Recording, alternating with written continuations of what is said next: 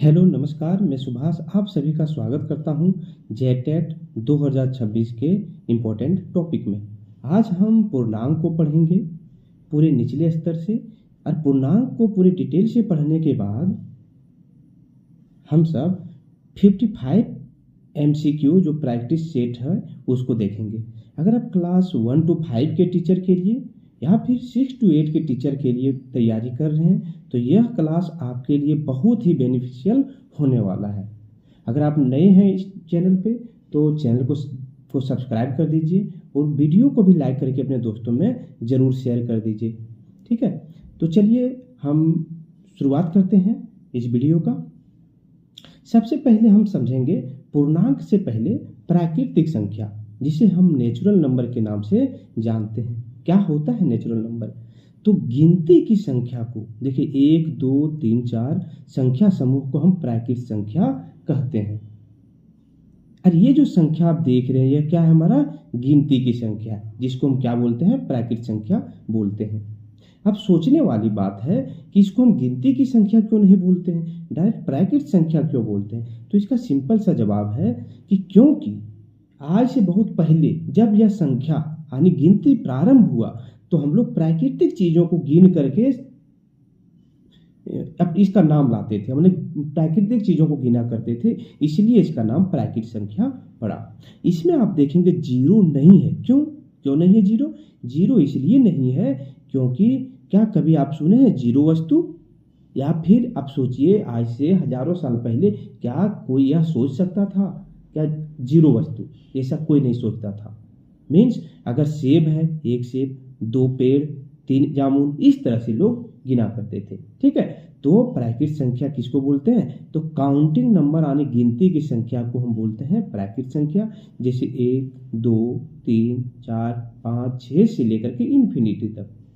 अब अगर इन्फिनिटी तक यहां पर अभी और करेंगे, शून्य शामिल नहीं है, जीरो इज नॉट इंक्लूडेड। प्राकृतिक संख्या में जीरो इंक्लूड नहीं है। यानी हम गिनती कहां से शुरुआत करते हैं? गिनती 1 से शुरुआत करते हैं। तो जवाब सिंपल सा है, सबसे छोटी प्राकृतिक संख्या क्या होगा? 1 होगा। और अगर बड़ी प्राकृतिक संख्या पूछा जाए तो यहां पर कोई भी बड़ी प्राकृतिक संख्या नहीं होगा। सोचिए आप क्या मानते हैं सबसे बड़ी प्राकृतिक संख्या? चलिए हम मानते हैं कि एक बड़ी प्राकृतिक संख्या हमारे लिए है 99। हम बोलेंगे सबसे बड़ी प्राकृतिक संख्या 99 होता है। तो इसमें आप 1 जोड़ दीजिए, अब पता चला 100 हो जा रहा है। इसी तरह से अगर आप बोल रहे हैं कि सबसे बड़ी प्राकृतिक संख्या जो है कितना, लाखों आप जोड़ सोच लीजिए, उसमें अगर 1 आप और जोड़ देंगे तो वो उससे बड़ा हो जाएगा। अगर कुछ काउंटिंग अगर आपके पास नहीं मिल रहा है तो वहां पर आप n भी जोड़ देंगे, यह भी तो एक तरह से प्राकृतिक संख्या हो जाएगा। ठीक है, तो ये वस्तु गिनने के लिए उपयोग की जाती है। जो प्राकृतिक संख्या है वो वस्तु को गिनने के लिए शुरू की जाती है, यानी उपयोग की जाती है। और ये तो हम जानते ही हैं। इसे n से दर्शाया जाता है। n से क्यों दर्शाया जाता है? क्योंकि नेचुरल नंबर जो है देखिए n से स्टार्ट होता है, इसलिए इसको n से दर्शाया जाता है। डन है। अब आते हैं यह है पूर्ण संख्या, जिसे हम होल नंबर बोलते हैं। पूर्ण संख्या क्यों बोल रहे हैं हम? पूर्ण संख्या इसलिए बोल रहे हैं क्योंकि इसमें जीरो ऐड हो गया। जीरो ऐड होने के बाद यह संख्या पूर्ण हो गई, इसीलिए इसको हम बोले पूर्ण संख्या। ठीक है, तो अब इसका डिफिनेशन क्या होगा? डिफिनेशन होगा प्राकृतिक संख्या, यहां से लेकर प्राकृतिक संख्या प्लस में अगर हम जीरो को ऐड करते हैं तो उसको हम क्या बोलेंगे? पूर्ण संख्या बोलेंगे। ठीक है, तो गिनती की संख्या प्लस शून्य बराबर होल नंबर यानी पूर्ण संख्या। अब है सभी प्राकृतिक संख्या नेचुरल नंबर और शून्य मिलकर के पूर्ण संख्या बनाती है। अब एक क्वेश्चन अगर आपके पास आए कि क्या सभी प्राकृतिक संख्या पूर्ण संख्या होती है, तो जवाब होगा हाँ, सभी प्राकृतिक संख्या शून्य संख्या मतलब सभी प्राकृतिक संख्या पूर्ण संख्या होती है। कैसे? देखिए यहाँ पर सभी प्राकृतिक संख्या किसके अंदर है? पूर्ण संख्या के अंदर है। जबकि क्वेश्चन अगर इस तरह से पूछ दिया जाए क्या सभी पूर्ण संख्या प्राकृतिक संख्या हो सकती है, तो जवाब होगा नहीं हो सकती है। सभी पूर्ण संख्या प्राकृतिक संख्या इसलिए नहीं हो सकती क्योंकि प्राकृतिक संख्या में जीरो शामिल नहीं होता है। ठीक है, तो देखिए यहाँ पर सबसे छोटी पूर्ण संख्या कौन सी होगी? 0 होगी, जबकि प्राकृत संख्या कौन सी थी? 1 थी। कोई सबसे बड़ी पूर्ण संख्या नहीं होती है और इसे हम W से दर्शाते हैं। पूर्ण संख्या को W से दर्शाते हैं। अब समझ में आ गया बच्चों? ठीक है, अब आगे आते हैं। अब आता है प्राकृत संख्या। तो पूर्णांक आता है, जिसे हम इंटीजर्स नंबर के नाम से जानते हैं, इंटीजर्स से जानते हैं। तो इसको पूर्णांक संख्या किसको बोलते हैं, यानी इंटीजर्स किसको बोलते हैं? तो यहां से देखिए, सबसे पहले एक एक करके, ये नंबर आपको दिख रहा है यहां से यहां तक, आपको क्या लग रहा है? ये देखने के बाद आपको पता चलेगा ये प्राकृत संख्या है। डन है। अब अगर यहां से आप देख रहे हैं तो क्या पता चल रहा है? यह एक पूर्णांक संख्या है। डन है। बाकी इतना जो है वो इसमें जोड़ करके हम क्या बना दिए हैं? पूर्णांक बना दिए हैं, यानी इंटीजर्स बना दिए हैं। तो इसका मतलब यह हो गया नेगेटिव इंटीजर्स प्लस शून्य plus positive integers equal to क्या हो जाएगा?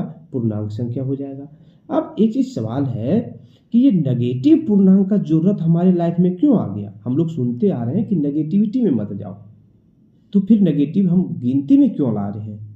तो इसका सिंपल सा जवाब है बच्चों कि आप एक चीज समझिए कि अगर आप एक कुआं खोद रहे हैं, जमीन के नीचे कुआं खोद रहे हैं, अब यहाँ जमीन है, अब अगर आपसे पूछा जाए कि कितना फीट नीचे खोदे हैं, तो इसको नेगेटिव में दर्शाना पड़ेगा। ठीक है। उसी तरह यहाँ पर देखेंगे टेम्परेचर का बात है। टेम्परेचर अगर 0 से अधिक हो तो उसको हम पॉजिटिव से दिखाते हैं, जैसे यहाँ +25 डिग्री सेल्सियस है। उसी तरह अगर 0 से नीचे आ गया हो तो हम क्या दिखाते हैं? नेगेटिव दिखाते हैं। डन है। अब एक सवाल यह भी है कि आपने अगर किसी से कर्ज लिया है तो उसको आप कैसे दिखा सकते हैं? माइनस के थ्रू दिखा सकते हैं, नेगेटिव से दिखा सकते हैं। यहाँ पर अगर बैंक में जमा कर रहे हैं तो ये +500, जबकि निकासी कर रहे हैं, बाहर निकाल रहे हैं तो -200 होगा। अब देखिए, सभी पूर्ण संख्या और ऋणात्मक संख्याएं मिलकर पूर्णांक बनती है। क्या बनती है? सभी whole number plus negative number मिलकर क्या बनाएंगे? पूर्णांक बनाएंगे, जैसा कि मैंने बताया आपको। 0 जो है ना तो धनात्मक है और ना ही ऋणात्मक, इसको आगे हम लोग पढ़ेंगे। संख्या रेखा पर दाईं ओर जाने पर मान बढ़ता है और बाईं ओर जाने पर मान घटता है। इसको यहाँ पर आप गौर करेंगे, लेकिन आगे हम इसको डिटेल से समझेंगे एक अलग स्लाइड में। देखिए यहाँ पर आप शून्य के बाईं ओर सभी पूर्णांक ऋणात्मक होते हैं जो घटते क्रम में होते हैं। अब यहाँ पर देखेंगे, यह हमारा क्या है? संख्या लाइन है, नंबर्स लाइन है। ठीक है। यहाँ पर हमारा क्या है? 0 है, 0 सबसे बीच में है। अगर हम इधर जा रहे हैं तो ये पॉजिटिव इंटीजर्स की ओर जा रहे हैं, और अगर क्या बोल रहा है कि अगर हम शून्य के बाईं ओर जा रहे हैं, बाईं ओर हमारा क्या है? देखिए लेफ्ट हैंड साइड, तो लेफ्ट हैंड अगर साइड जा रहे हैं तो वह क्या होगा? नेगेटिव होगा, घटते क्रम में होगा। डन है। अब देखिए, शून्य से जितना दूर हम जाएंगे, भले ये नंबर आपको बड़ा देखने में लग रहा हो, लेकिन उसका मान जो है वह छोटा है। हम कहना ये चाह रहे हैं कि भले यहाँ पर आपको दिख रहा है कि 6 है, यानी -6 दिख रहा है कि 6 तो बड़ा होता है किससे? 2 से, तो 6 बड़ा होना चाहिए, जबकि ऐसा नहीं है। अगर -2 और -6 में पूछा जाए कि कौन सा बड़ा है, तो -2 बड़ा है। अगर आपसे पूछा जाए कि -5 और 0 में कौन सा नंबर बड़ा है, तो ये कौन सा बड़ा होगा? तो 0 बड़ा होगा। क्यों 0 बड़ा होगा?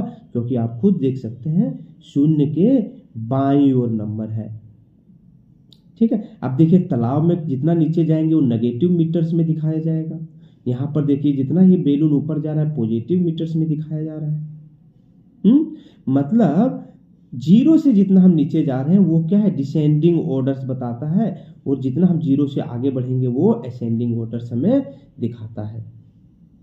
देखिए, संख्या रेखा पर हम शून्य से जितनी बाईं ओर जाते हैं, मान उतना ही कम होता जाता है, डिक्रीज होता जाता है।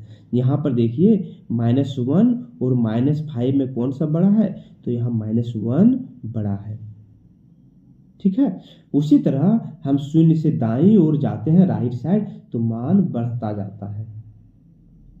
फिर याद रखेंगे, शून्य ना तो धनात्मक है और ना ही ऋणात्मक है। यहाँ कहना चाह रहा है कि शून्य के पास ना तो कोई सिंबल होता है, मतलब ये शून्य ना तो पॉजिटिव होता है ना ही नेगेटिव होता है।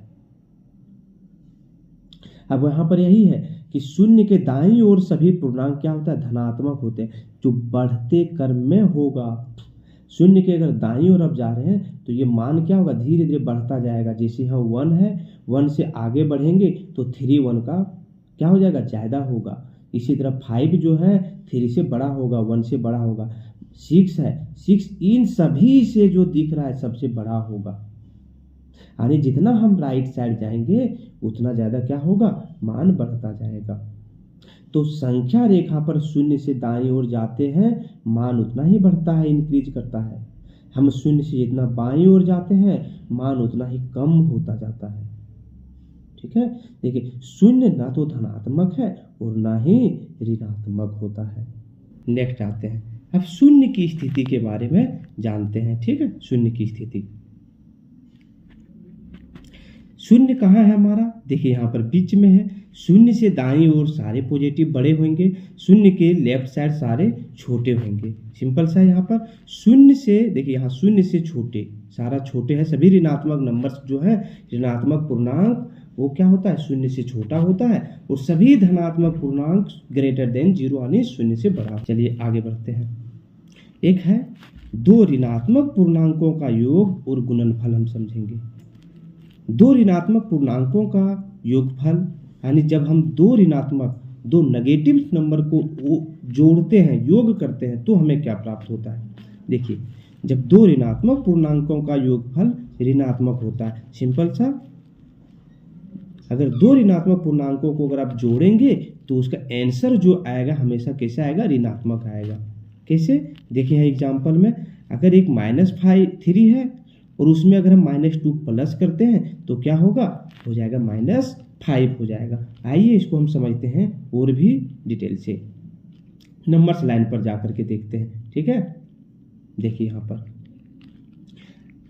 सिंपल से अगर एक नंबर लाइन से हम बनाते हैं, यहाँ पर हमारा क्या है, यहाँ पर हमारा 0 है, यहाँ जाएंगे -1, यहाँ आए -2, यहाँ -3, यहाँ -4, यहाँ आए -5। ठीक है, क्या बोला गया था कि अगर हम -3 में -2 को प्लस करते हैं तो कितना था, -5 आता है। चलिए सबसे पहले हम यहाँ से चलना चालू करते हैं, कहाँ पर पहुँचे, -3 में पहुँचे। अब अगर हम यहाँ पर -2 ऐड करते हैं तो माइनस नेगेटिव की ओर बढ़ेंगे, तो यहाँ से देखिए 1 और 2, यानी -2 अगर हम प्लस किए तो कहाँ पर पहुँच गए, तो हम पहुँच गए -5 पर। ठीक है, सिंपल सा है कि दो ऋणात्मक पूर्णांकों का योगफल हमेशा क्या होता है, ऋणात्मक होता है। जैसा कि यहाँ पर आप देख सकते हैं क्या आया, -5 आया। डन है। अब आगे आते हैं, एक है दो ऋणात्मक पूर्णांकों का गुणनफल क्या होगा। तो दो ऋणात्मक पूर्णांकों का गुणनफल हमेशा धनात्मक होता है। ठीक है बच्चों, अगर दो ऋणात्मक पूर्णांकों का बात कर रहे हैं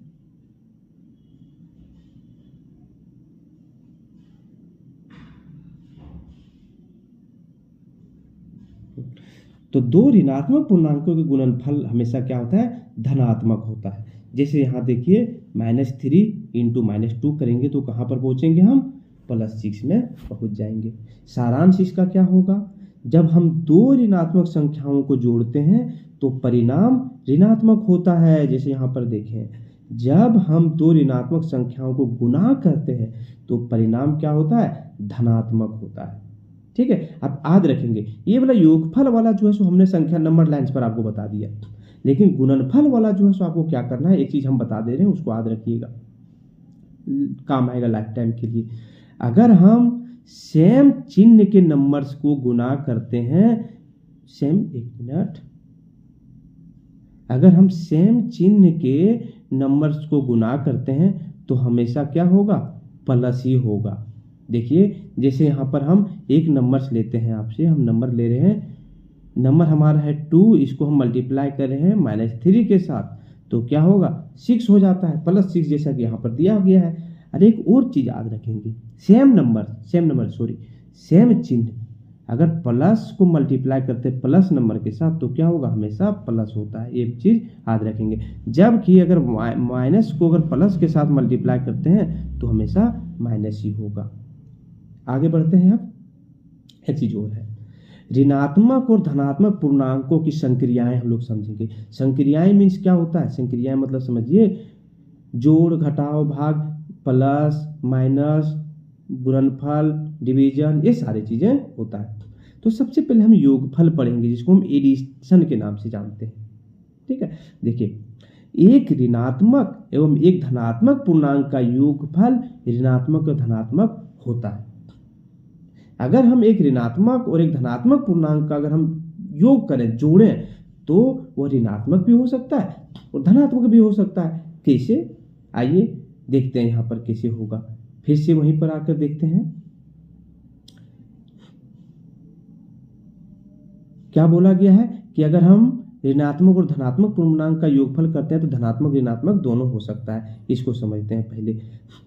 सबसे पहले समझिए कि अगर हम -5 में प्लस करते हैं 3 को तो क्या होगा। नंबर्स लाइन पर जाकर देखते हैं। नंबर लाइन पर यहाँ मेरा 0 है, 1, यहाँ 2, यहाँ 3 है। यहाँ पर क्या है मेरा 1 है, -2 है, यहाँ -3 है, यहाँ -4 है और यहाँ पर -5 है। दिख रहा है। अब बोल रहा है कि -5 में हम प्लस कर रहे हैं 3 को। यहाँ हमारा कहाँ है, -5 यहाँ पर है। अब प्लस कीजिए 3 को, प्लस करने के समय किधर जाएंगे हम, positive side, left side, right side जाएंगे। 1 इकाई, सेकेंड, थर्ड, 3 प्लस कर दिए। कहाँ पर पहुंचे हम, -2 पर पहुंच गए।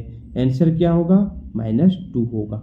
ठीक है, यहाँ पर बोला गया है कि जब हम ऋणात्मक और धनात्मक को जोड़ते हैं तो ऋणात्मक भी हो सकता है, धनात्मक भी हो सकता है। आइए अब देखते हैं। अब अगर हम -2 में 5 ऐड करते हैं तो क्या होगा, इसको देखते हैं। सबसे पहले नंबर लाइन्स को हटाते हैं। आइए क्वेश्चन लिख लेते हैं। -2 में प्लस कर रहे हैं 5 को तो क्या होगा। नंबर्स लाइन पर जाते हैं। नंबर्स लाइन हमारा कहाँ है, 0, -1, -2, 1, 2, 3 और ये 4 है। -2 में 5 ऐड कर रहे हैं, 1, 2, 3, 4, 5। कहाँ हम पहुँच गए, 3 पर पहुँच गए। क्या हो जाएगा आंसर, 3। देखिए यहाँ पर क्या हमें मिल रहा है, धनात्मक नंबर मिल रहा है, जबकि माइनस और प्लस दोनों को हम ऐड कर रहे हैं। ठीक है, तो यही बोला गया था इसमें। आगे बढ़ते हैं। अब देखिए परिणाम उस पूर्णांक के चिन्ह पर निर्भर करता है जिसका निरपेक्ष मान बड़ा होता है। देखिए सिंपल यही बताना चाह रहा है कि अगर हम ऋणात्मक एवं धनात्मक पूर्णांक को जोड़ते हैं तो उसका चिन्ह कैसा होगा या किसके ऊपर डिपेंड करेगा, तो जो नंबर्स बड़ा होगा, जो पूर्णांक बड़ा होगा उसके चिन्ह पर निर्भर करेगा। जैसे यहाँ पर देखिए -5 प्लस कर रहे हैं 3 तो -5 जो है वो नंबर निरपेक्ष मान, इसका एब्सोल्यूट मान बड़ा है, एब्सोल्यूट मान बड़ा है, रियल में बड़ा नहीं है उसके। अब चिन्ह क्या है, माइनस है, इसलिए इसमें माइनस लग गया है। ठीक है, उसी तरह इसमें भी होगा, प्लस में भी। अब आता है मल्टीप्लीकेशन, जानते हैं। एक ऋणात्मक एवं धनात्मक पूर्णांक का गुणनफल हमेशा ऋणात्मक होता है। जैसा कि मैंने बताया कि हमेशा आपको याद रखना है कि अगर सेम चिन्ह को अगर हम मल्टीप्लाई कर रहे हैं तो हमेशा प्लस होता है, और डिफरेंट चिन्ह को अगर हम मल्टीप्लाई कर रहे हैं तो क्या होगा, हमेशा क्या होगा, नेगेटिव होगा। तो यहाँ पर देखिए डिफरेंट चिन्ह नेगेटिव हो रहा है। इसी तरह इसमें भी होगा। एक ऋणात्मक एवं धनात्मक पूर्णांक का भागफल हमेशा क्या होता है, ऋणात्मक ही होता है। डन। अब आते हैं आगे। ऋणात्मक पूर्णांकों का गुणनफल सम और विषम संख्या नियम क्या है उसको समझते हैं। यदि एक सम हो, यदि एक इवन हो तो गुणनफल हमेशा धनात्मक होता है, और यदि विषम हो और उसका गुणा कर रहे हैं तो हमेशा ऋणात्मक होता है। कैसे होगा, आइए समझते हैं। जब ऋणात्मक पूर्णांकों की कुल संख्या के बारे में बोल रहा है, नंबर नहीं, याद रखेंगे, कुल संख्या के बारे में, जैसे 2, 4, 6 होती है तो गुणनफल हमेशा धनात्मक होगा। यहाँ पर और इसको डिटेल से समझते हैं। आइए, कहने का मतलब यहाँ पर यह है कि अगर यहाँ पे सम का बात हो रहा है, अगर -2 है, मल्टीप्लाई कर रहे हैं -4 है, मल्टीप्लाई कर रहे हैं -3 है, मल्टीप्लाई कर रहे हैं 1 के साथ, तो जो नंबर आएगा उसका चिन्ह क्या होगा, तो याद रखेंगे। देखिए इसमें माइनस है, एक मिनट, इसमें माइनस दिख रहा है आपको, इसमें भी माइनस दिख रहा है, सब में माइनस दिख रहा है, तो minus into minus into minus into minus क्या होगा, ये माइनस और ये माइनस क्या हो जाएगा, प्लस हो जाएगा, और ये माइनस मल्टीप्लाई होकर के क्या हो जाएगा, प्लस हो जाएगा। अब एक चीज बताइए, हमने आपको पहले ही बताया है कि अगर सेम साइन को मल्टीप्लाई कीजिएगा तो हमेशा क्या होता है, वो पॉजिटिव होता है। तो सेम साइन यहाँ पर माइनस माइनस था तो पॉजिटिव हुआ, यहाँ भी माइनस माइनस था तो पॉजिटिव हुआ। अब फिर देखिए यहाँ सेम साइन है प्लस प्लस, तो क्या हो जाएगा, ये प्लस हो जाएगा। ये क्या हो गया, जब नंबर देखो 1 नंबर 2 3 4, ये कितना नंबर था, 4 नंबर था, इसलिए ऐसा हुआ। जबकि अगर ये नंबर विषम होता, जबकि विषम होता तब क्या होता, देखिए विषम पर आते हैं। अगर एक नंबर 1 है मल्टीप्लाई 7 है -7 है मल्टीप्लाई -9 है, तो क्या होगा, ये माइनस और ये माइनस मल्टीप्लाई होकर के क्या माइनस माइनस मल्टीप्लाई माइनस। अब ये माइनस और ये माइनस मल्टीप्लाई होकर प्लस हो जाता, जबकि ये जो माइनस बचा हुआ है यहाँ पर माइनस होता। अब याद कीजिए, अगर डिफरेंट साइन को मल्टीप्लाई करते हैं तो हमेशा क्या आता है, नेगेटिव आता है। तो यहाँ पर नेगेटिव आ जाएगा, यहाँ पर पॉजिटिव आएगा। इसीलिए बोला गया कि अगर सम नंबर हो, नंबर सम हो, जिसको मल्टीप्लाई कर रहे हैं वो सम या विषम कुछ भी हो सकता है। खाली काउंटिंग में करके देखिए जो नंबर है वो कितना है, सम है या नहीं। तो सम था तो पॉजिटिव आया, जबकि यहाँ देखिए नेगेटिव 1 2 3, एक इसको क्या बोलते हैं, विषम बोलते हैं, ये और बोलते हैं। तो जब 3 नंबर था, इसको मल्टीप्लाई कर रहे हैं तो क्या होगा, माइनस होगा। ठीक है, आगे आते हैं अब। तो यही बोला गया, देखिए उदाहरण में -2 -3 -5 4 -5, जब इसको मल्टीप्लाई किए तो ये माइनस और ये माइनस मल्टीप्लाई होकर के प्लस हो गया और ये भी प्लस हो गया। अब plus into plus equal two plus. देखिए यहाँ सम संख्या में ऋणात्मक चिन्ह बराबर धनात्मक पूर्णांक परिणाम होता है। अब आते हैं विषम ओड वाला में, जब ऋणात्मक पूर्णांकों की संख्या विषम हो, 1 हो या फिर 3 हो 5 हो 7 हो, जैसे यहाँ पर देखिए 3 था तो ये क्या आ गया, -24 आया है। तो विषम संख्या में ऋणात्मक चिन्ह अगर है तो ऋणात्मक परिणाम देखने को मिलेगा। डन है। बाकी आप ऑलरेडी इस चीज़ों को समझ रहे हैं, ऑलरेडी हम तो ये रिकॉल कर रहे हैं आपके सामने। अब क्या होता है, क्वेश्चन एग्जामिनर जो है खास करके टेट के एग्जाम में आपको लैंग्वेज से फंसाया जाएगा। अगर आपसे क्लोजर प्रॉपर्टी पूछ दिया जाएगा तब तो समझ में आ गया आपको। अगर इस तरह से आपको सॉल्व करने के लिए दे दिया गया तो आप तुरंत बना देंगे। लेकिन समस्या तब आता है जब क्वेश्चन रहे कि संवृत्त गुण बताइए, या तो कोई नंबर देके पूछा जाएगा इसमें से कौन सा संवृत्त गुण को जो है अप्लाई हिट कर रहा है, तो उसमें आपको परेशानी होगा अगर आप इस पर ध्यान नहीं देंगे तो। और ये आपको 6-7 में देखने को मिलता है। इसीलिए हम छोटा से छोटा चीज को ले रहे हैं। जो जेटेड का सीटेड का तैयारी किए हुए हैं ऑलरेडी उनको पता होगा कि क्वेश्चन कैसे लैंग्वेज को फंसाया जाता है, लैंग्वेज से। देखिए यहाँ पर यदि किसी संख्या समूह के 2 संख्या के बीच संक्रिया, जिसको संक्रिया किसको बोलते हैं, प्लस माइनस गुना भाग से प्राप्त संख्या उसी समूह का हो तो यह संवृत्त गुण कहलाता है।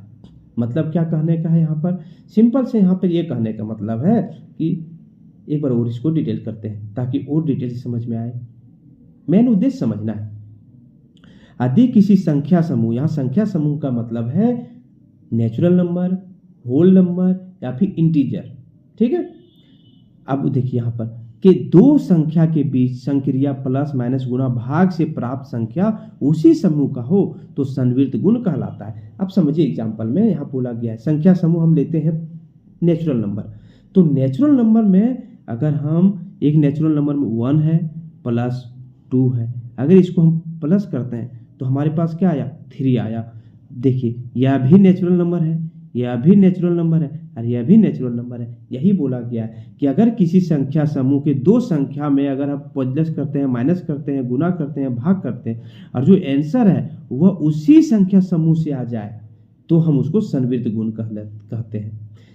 पर नेचुरल नंबर था 1, 2 और 8 जब करके आंसर प्राप्त हुआ तो वह भी एक नेचुरल नंबर है, तो यह क्या कहा जाएगा? यह संवृत्त गुण कहा जाएगा।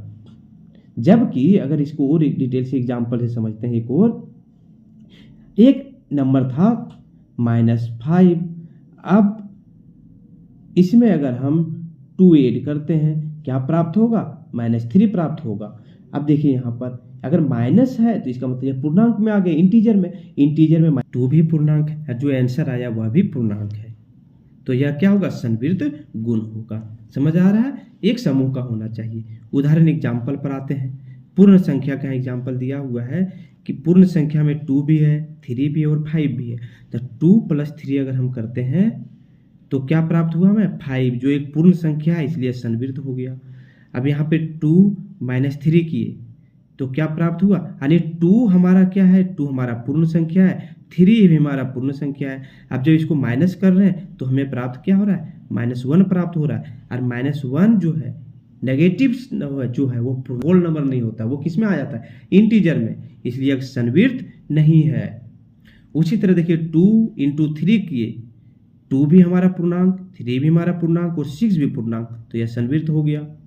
यहाँ पर देखिए 4 भी पूर्णांक है, 2 भी पूर्णांक है और जो आंसर आया है भागफल वह भी पूर्णांक है, इसीलिए संवृत्त हो गया। जबकि यहाँ पर देखिए -0.5, जबकि 0 पॉइंट वाला नंबर तो अभी तक हम लोग पढ़े नहीं है, तो यह संवृत्त नहीं होगा। जबकि पूर्णांक में भी देखिए इसी तरह है, पूर्णांक में ये डेसिमल वाला जो है वह संवृत्त नहीं है, बाकी सारा चीज संवृत्त आपको देखने को मिलेगा। तो संवृत्त गुण क्या बोला जाता है? कि संख्या समूह के 2 संख्या के बीच अगर कोई हम संक्रिया लगाते हैं तो अगर उसी समूह का आंसर आ जाए तो उसको हम संवृत्त बोलते हैं। अब पूर्णांकों के गुणधर्म, प्रॉपर्टीज ऑफ इंटीजर्स को समझते हैं। यहाँ पे पूर्णांक हम जहाँ पे नंबर 1, 2, 3 मानते हैं उसको ना मान करके हम A और B को मानते हैं। योगफल कर रहे हैं, अगर हम वो A + B को कर रहे हैं तो क्या प्राप्त होगा? पूर्णांक संख्या में प्राप्त होगा। प्लस कर रहे हैं तो जैसे 2 नंबर है, एक 3 है, उसमें हम प्लस कर रहे हैं -5 को, तो क्या उत्तर आया? -2 जो पूर्णांक है। उसी तरह यहाँ पर देखिए घटाव कर रहे हैं, नंबर A और नंबर B को अगर माइनस कर रहे हैं तो पूर्णांक ही प्राप्त होगा हमें। उदाहरण देखिए यहाँ पर -6। उसी तरह गुणा भी करते हैं तो इसमें भी हमें पूर्णांक ही प्राप्त होता है।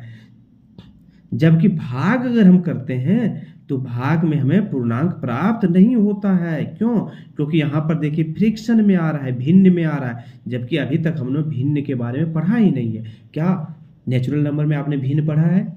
जवाब है नहीं। क्या आपने होल नंबर में भिन्न पढ़ा है? जवाब है नहीं। क्या आपने इंटीजर्स में पढ़ा है? जवाब है नहीं। तो पूर्णांकों के गुणधर्म में भाग जो है डिवीजन वर्क नहीं करता है। डन है? करता है, पूर्णांक देखिए आएगा, सारे में नहीं आ सकता है। अब एक और है संवृत्त की तरह, एक है कम्यूटेटिव प्रॉपर्टी, मतलब कर्म विनिमयता का नियम। कर्म विनिमयता क्या होता है? कर्म विनिमयता मतलब होता है कि जो नंबर्स है उसके स्थान को चेंज कर दीजिए, उसके प्लेस को बदल दीजिए।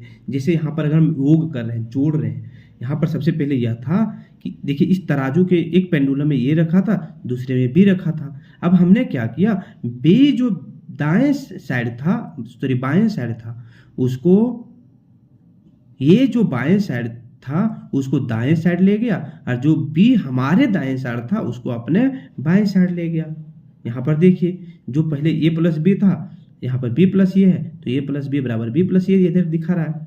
अब इस दोनों के मान को अगर हम 2 और 3 माने, a का मान 2 मान लें और b का मान 3 मान लें, तो दोनों बराबर क्या होगा? 5 ही आता है। तो कर्म विनिमयता का नियम जो है वो योगफल में वर्क करता है, और इसी तरह आप देखेंगे गुणा में भी वर्क करता है, लेकिन सब्ट्रैक्शन में और विभाजन में वर्क नहीं करता है।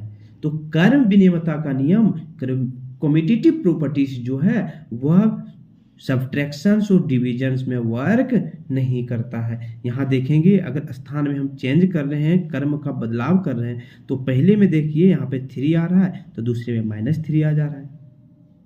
यहाँ पर पहले में देखिए 5 आ रहा है तो दूसरे में डेसिमल में आ जा रहा है। डन है? अब एक है सहचार्य का नियम, यानी एसोसिएटिव प्रॉपर्टी। क्या होता है उसको समझते हैं। यहाँ पूर्णांक हम जो नंबर्स की जगह पर a, b और c को लिए हुए, योग हमारा एडिशन है। क्या है? ये सहचार्य मतलब क्या होता है? सहचार्य मतलब होता है साथी को चुन लेना।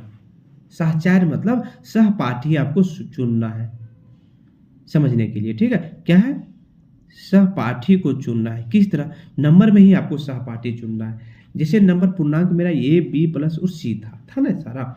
यहाँ देखिए, यहाँ हमारा ये है, यहाँ बी और सी को हमने क्या कर दिया? साथी बना दिया है।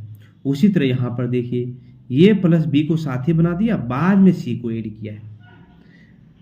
अब टू के जगह पर हमने ए के जगह पर हमने ए के जगह पर 2 रखा है, बी के जगह पर 3 रखा है और सी के जगह पर हमने 4 रखा है। अब ए सबसे पहले हम बी प्लस सी को प्लस करेंगे, ऐड करेंगे, और ऐड करने के बाद हम ए वाला मान जो 2 है उसको प्लस करेंगे।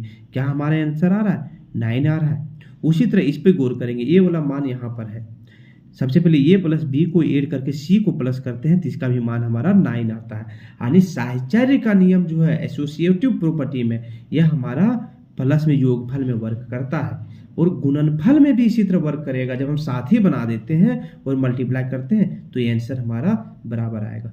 जबकि सब्ट्रैक्शंस एंड डिवीजन में वर्किंग नहीं कर रहा है, वर्क नहीं कर रहा है, फॉलो नहीं कर रहा है। समझ में आ गया बच्चों? तो क्या क्या आपको समझ में आया? कर्म विनियमता में सब्ट्रैक्शंस, जिसे हम व्याकलन के नाम से जानते हैं, वर्क नहीं कर रहा है, और विभाजन, जिसे हम डिवीजन के नाम से जानते हैं, यह अप्लाई नहीं कर रहा है। इसी तरह से साहचर्य का नियम भी व्यवकलन और विभाजन में वर्क नहीं करता है। आगे आते हैं अब है योगात्मक और गुणन तटस्थ क्या होता है? एडिटिव एंड मल्टीप्लिकेटिव आइडेंटिटी क्या होता है उसको समझिए। सबसे पहले शून्य एक योगात्मक तटस्थ है। मतलब क्या बोला गया है? शून्य कहने का मतलब है कि शून्य को किसी के साथ भी आप ऐड कर दीजिए, जिस नंबर में आपने ऐड किया है उसके उत्तर में कोई परिवर्तन नहीं होगा। तटस्थ मतलब होता है जो आंसर उस पर बने रहना, अडिग रहना मजबूती से। तो अगर आप किसी नंबर में 0 को प्लस करेंगे तो उसके आंसर में कोई परिवर्तन नहीं होगा। तो अगर पूछा जाए कि बताइए योग के लिए कौन सा नंबर तटस्थ है, कौन सा पूर्णांक तटस्थ है, तो 0 होगा। यहाँ पर 5 में 0 5 आया, ए में 0 ऐड किए ए आया, 0 में ऐड किए तब भी यही आया। किसी भी संख्या में 0 जोड़ने पर वही संख्या प्राप्त होती है। अब एक जो है गुणन तटस्थ है। अगर एक को भी आप किसी के साथ मल्टीप्लाई करते हैं तो क्या होगा? उसका आंसर सेम आएगा, वही नंबर आएगा, कोई परिवर्तन उत्तर में नहीं देखने को मिलेगा। किसी भी संख्या में 1 का गुना करने पर वही संख्या प्राप्त होती है। अब है योगात्मक प्रतिलोम यानी एडिटिव इनवर्स क्या होता है उसको समझिए। यदि 2 पूर्णांकों का योग 0 हो तो दोनों पूर्णांक एक दूसरे के योगात्मक प्रतिलोम होते हैं। मतलब अगर पूछा जाए आपसे कोई नंबर दे करके कि योगात्मक प्रतिलोम बताइए तो आपको क्या करना है? अगर नंबर 7 है तो 7 में उसका उल्टा आप ऐड कर दीजिए, ऐड किए तो क्या होगा? 0 हो जाएगा डायरेक्ट। देख लीजिए, अगर -7 है, अगर इसका योगात्मक प्रतिलोम लाना है तो इसका -7 का उल्टा 7 होता है, तो उसको ऐड कर दीजिए, क्या होगा? 0 आ जाएगा। डन है। यहाँ पर देखिए यही किया गया है। +5 में अगर -5 को ऐड किए तो क्या आया? 0 आया। तो यही हमारा क्या गया? योगात्मक प्रतिलोम। प्रतिलोम मतलब होता है उल्टा, इनवर्स मतलब होता है उल्टा। तो -7 का उल्टा क्या होगा? 7। 5 का उल्टा क्या होगा? -5। उसी तरह b का उल्टा क्या होगा? -b होगा। एग्जाम्पल देखिए, यदि a बराबर 7 तो योगात्मक प्रतिलोम बराबर क्या होगा? -7। उसी तरह अगर a बराबर -4 है तो योगात्मक प्रतिलोम क्या होगा? +4 होगा। 0 का योगात्मक प्रतिलोम 0 ही होता है। किसी भी पूर्णांक को उसके योगात्मक प्रतिलोम के साथ जोड़ने पर परिणाम हमेशा 0 होता है। अगर आपको जानना है कि योगात्मक प्रतिलोम मेरा बना या नहीं बना है तो आप उसमें क्या कर दीजिए, उसको जोड़ करके देखिए। अगर 0 प्राप्त होता है समझ जाइए कि हम सही रास्ते पर जा रहे हैं। अगला है पूर्णांकों के लिए वितरण गुण क्या होता है? Destructive property of integers. यहाँ पूर्णांक हम a, b और c को लेकर के चल रहे हैं। डिस्ट्रैक्टिव में क्या होता है? वितरण गुण क्या होता है? इसमें वितरण कर देना, बांट देना। यहाँ देखिए योग पर गुणन का वितरण को समझते हैं। सबसे पहले समझिए इस नंबर को आप देखिए, यह नंबर किस तरह से था, इसको हम समझाते हैं। यहाँ पर एक है नंबर ए बी प्लस ए सी, इस तरह से एक नंबर था। अब हम क्या किए, ए को बाहर कर दिए इन दोनों से, तो ए को अगर हम बाहर करेंगे तो क्या हो जाएगा, हमें प्राप्त होगा बी प्लस सी। हम क्या कर दिए, वितरण कर दिए हैं ए को बाहर करके।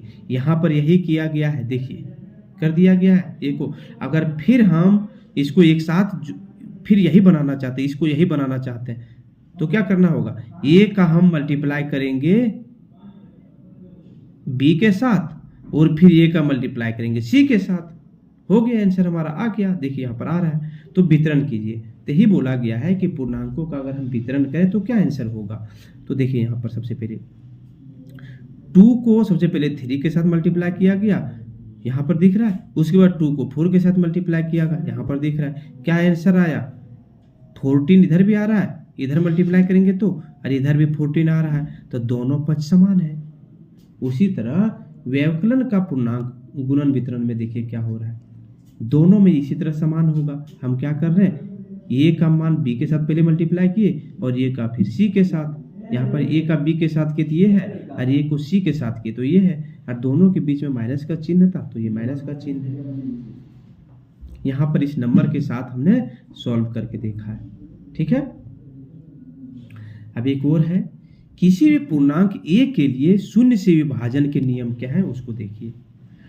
अगर हम 0 को किसी नंबर से डिवीजन करते हैं तो इसका मतलब क्या होगा, 0 ही आंसर आएगा। कैसे, सोचिए। यदि हमारे पास शून्य वस्तु है और हम उन्हें ये समूह में बांटते हैं, अगर हमारे पास कोई वस्तु है ही नहीं फिर भी हम बोल रहे हैं कि 100 लोगों में बांट रहे हैं, तो प्रत्येक लोगों को कितना कितना वस्तु जाएगा, तो सभी लोगों के पास शून्य वस्तु रहेगा, ठीक है। तो किसी भी संख्या को शून्य से भाग देने पर परिणाम हमेशा शून्य होता है जब तक भाज्यक शून्य ना हो, ठीक है। अगर इस पे शून्य वस्तु है, इसके भी शून्य वस्तु है तो संतुलन है। जबकि अगर हम किसी नंबर को शून्य से डिवाइड कर रहे हैं तो यह परिभाषित नहीं है मैथ की भाषा में। ऐसा क्यों, क्योंकि किसी भी संख्या ए को शून्य से विभाजित करना संभव नहीं है। इसका मतलब है हम किसी वस्तु को शून्य भागों में नहीं बांट सकते, और गणित में इसी को हम अपरिभाषित संक्रियाएं कहते हैं, ठीक है। तो यहाँ तक हमने पूर्णांक के बारे में डिटेल से समझा।